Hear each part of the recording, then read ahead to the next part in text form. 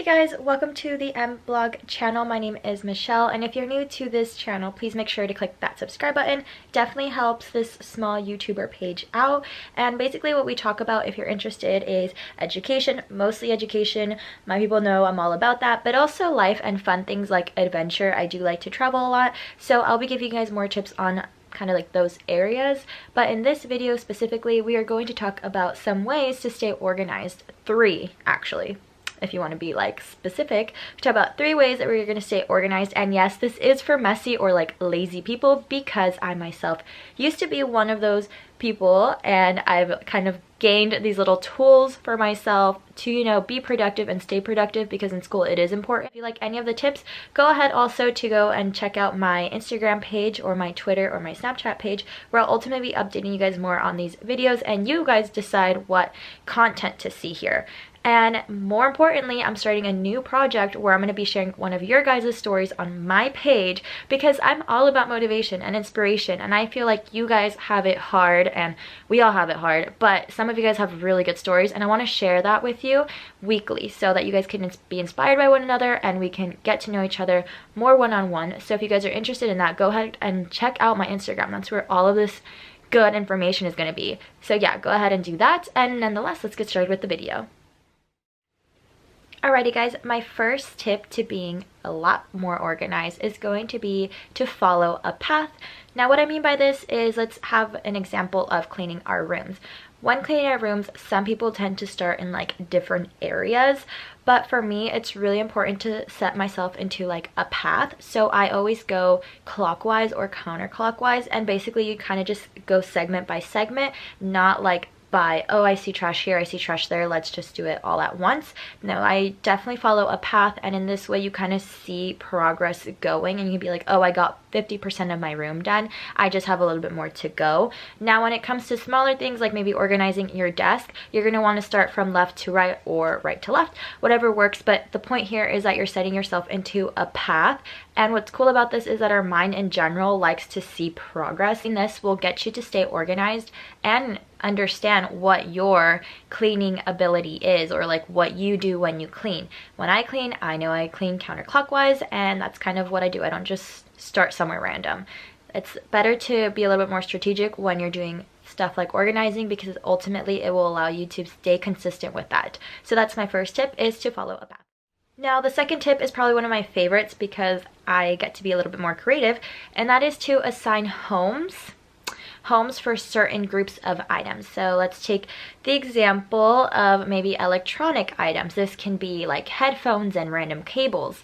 For school, I like to put them in this little thing. I know for a fact you guys have seen this before if you've watched my back to school kind of item list. I'll link it here. But if you open it, you'll only see cables in here. And so I like putting it all in there, and I know that if I ever need something for school cable related, I'm going to find it in this little pouch. Okay, so now what about like stationary items like our pencils and our pens and our erasers? So for stationary items, I actually like to divide those into 2 separate places, because I have my desk here at home, and I also have, you know, my stuff at school that I need to have with me. So for home, I actually use this pencil pouch. It says Je ne sais quoi, because I love it. I love the little accents. And what you're going to see in here is you're going to find a lot more like pens and pencils. It's definitely more of like a haul of things all at once, and I know this stays at home, so that's why it's important. And this one comes to school with me. It's very minimal. There's not a lot of things in here. It's just all the things that I need, and if you look at it, it's almost like it's totally empty. But this always stays with me. It always stays in my backpack, but for the sake of this video, I take it out. The point here is that I have homes assigned, and it makes it a lot easier when I'm at school, not mixing the 2 together, and I never feel like I'm missing some items.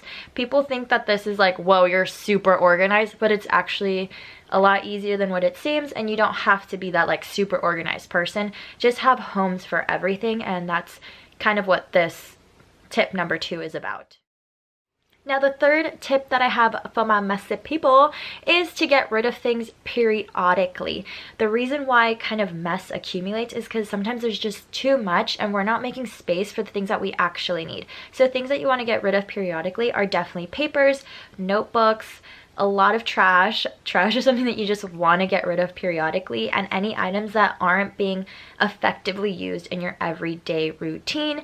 Now again, what this is going to do is that it's going to take away all the clutter and you're getting more space for the things that you use. Obviously, they're still going to be kind of here and there, but it's going to look a lot cleaner. It's going to be a little bit more organized, because when you're doing your follow my path cleaning, you're just going to grab things and you're going to automatically know where they go with the home system.